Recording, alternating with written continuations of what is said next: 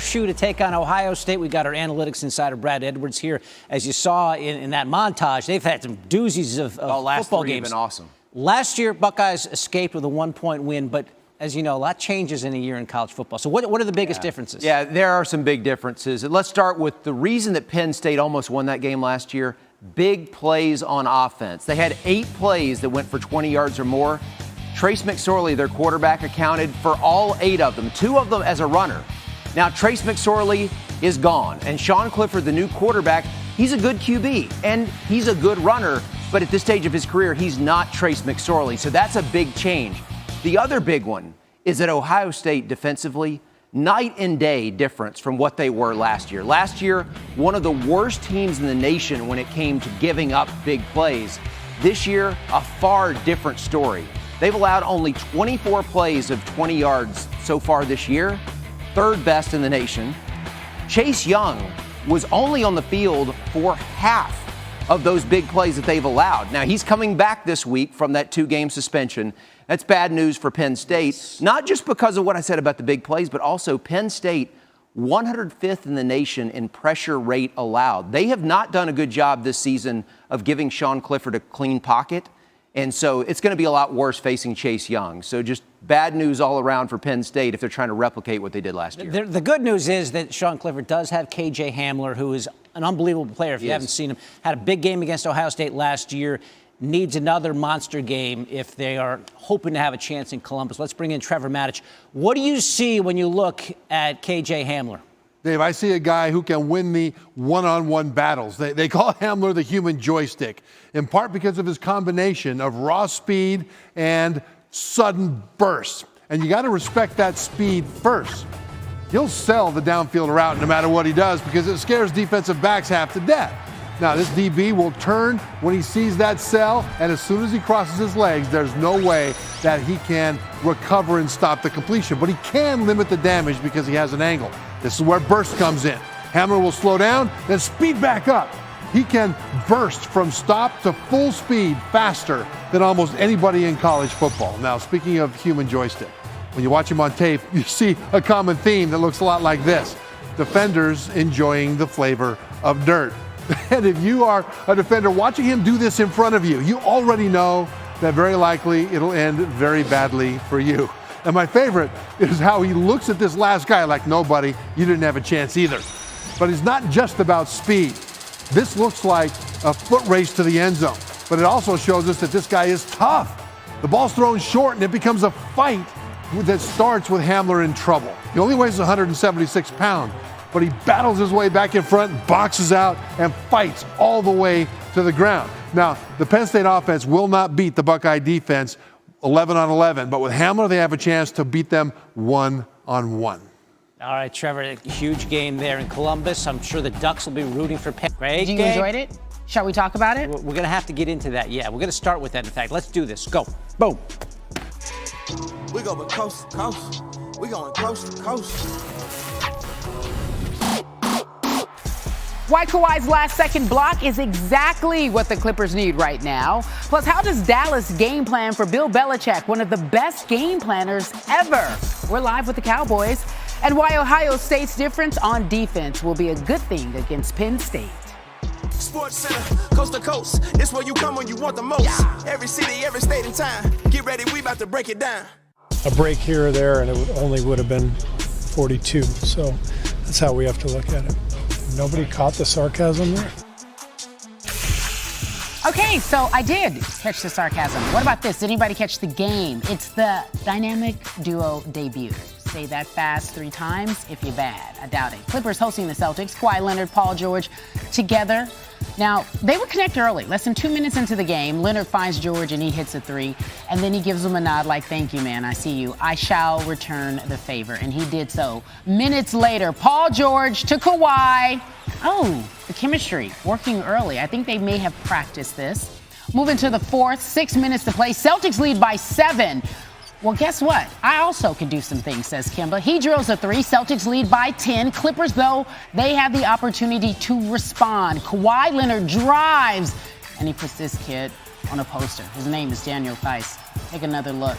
Kawhi does this well. He's really feeling himself. That happens after you win a chip. Clippers cut it to 4. We got 30 seconds to play. Clippers are down by 2 now. Now you'll see Clippers are on a fast break. Kawhi finds Lou, and Lou hits this open 3. They take the lead. Look at that bench. They're excited. Ensuing possession. Walker drives inside, but what? It's stolen by Lou because he can do it all. Who was then fouled. Kimba's frustrated. I'm frustrated for you because you want to close this out. You want to leave LA winning. Celtics trail by 3. Tatum can do what he does. Oh, God, that was pretty. I didn't like what he did to Paul. He hits that 3. The game's now tied at 97. Clippers with the possession. Kawhi can win it. No. He misses the 3 at the buzzer. We have more basketball. We're going to overtime. 50 seconds to play. Clippers lead by 2. Harrell finds Beverly. And then there you are. That was pretty. That was a thing of beauty, as the kids say. Clippers lead by 5. Beverly loves it.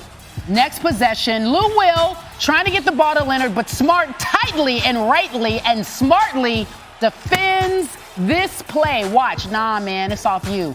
Not off me. Off you. My ball. Take a look. That was good. Smart is smart. I need to think of something else to say. Tatum tries a 3. No good. Walker corrals the rebound. Immediately hit by Beverly because he does this. 1.6 seconds remaining. One more chance for the Celtics. Smart. Yeah, no. Shot blocked by Kawhi. Kawhi can apparently do both things. He can actually score and he can defend. After the game, we want to talk about what the two did together. Hey, fellas. We understood we're going to have growing pains. We're going to make mistakes. It's not going to be pretty right now, but I think what you saw is a team that's, whatever the case may be, we're going to find a way to win. Can you take us through the dunk you had in the block? What do you want me to say? Whatever you want to say. It's just more of just the build-up leading into that play, what you were seeing, and your thought process with everything. Patrick threw me the ball. I took 2 dribbles to the paint and tried to jump high and dunk the basketball. And Kimba got it open for a 3, and I jumped to my highest to try to contest, and I got a block. Well, there you go, being clever, because you want to chip and all. You really feeling yourself, Kawhi. That's cool. You can. In 27 minutes with Kawhi Leonard and Paul George on the court, the Clippers outscored the Celtics by 11, shooting 41% from 3. On the defensive end, the Clippers held the Celtics at 34% shooting from the floor and had about 5 blocks, not exactly 5 blocks, not about, with Kawhi and PG on the court. Apparently they're good. This is what we all been waiting for, right? We talked about it all summer long. For more, we welcome in a friend. The first time I get to talk to you on TV. I've seen you on all these other shows, on all these other platforms. Damon Jones, played in the NBA for 11 seasons. How are you, my friend? I'm doing really good. How are you doing, Carrie? I'm doing good. So awesome. Kawhi and Paul George playing together for the very first time. We finally get to see it. PG3 mentioned that there will be growing pains. So from what you saw last night, what are those growing pains and how do you figure they will work them all out in the end? Well, those growing pains are on the offensive end, and those things are going to work themselves out as the guys get healthy and they'll get on the floor together for a longer period of time, and they'll get that cohesion. But right now, defensively, this team can stop anybody. As you saw in the game last night, down the stretch in games, the Boston Celtics could not get a quality look at the basket to try to win this basketball game. And it ended right here with Kawhi Leonard blocking the game-tying 3-pointer by Kemba Walker. And that's how they're going to win games right now until they get their offense going. Until they get their offense going. So welcome to Sports Center. I'm glad that you're here. You're going to join us a little later on in the show. I need your energy at 10. Clippers next will face James Harden and the Rockets Friday night at 10:30 Eastern on ESPN. See you in a minute, my friend. You got it.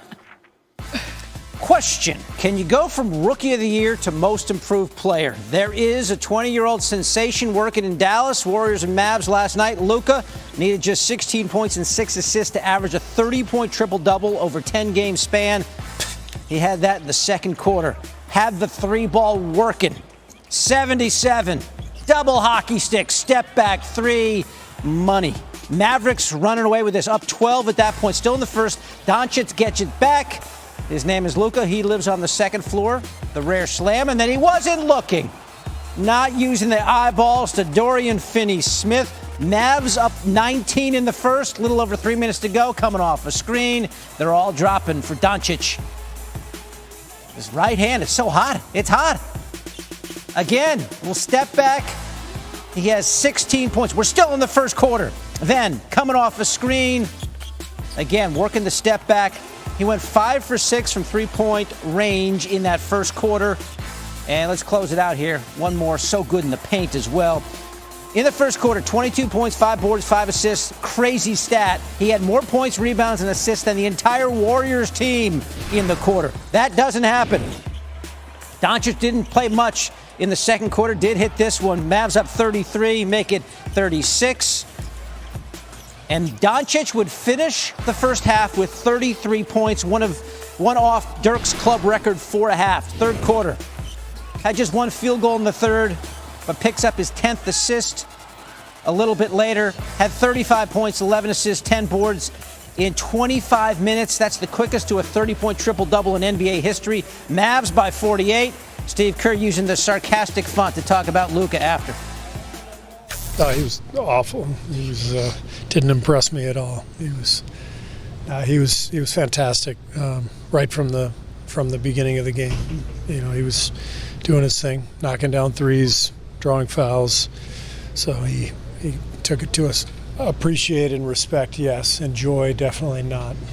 Tough to lose by 48 points, but you know, a break here or there, and it only would have been 42. So that's how we have to look at it. Nobody caught the sarcasm there? I did. Trying to be funny.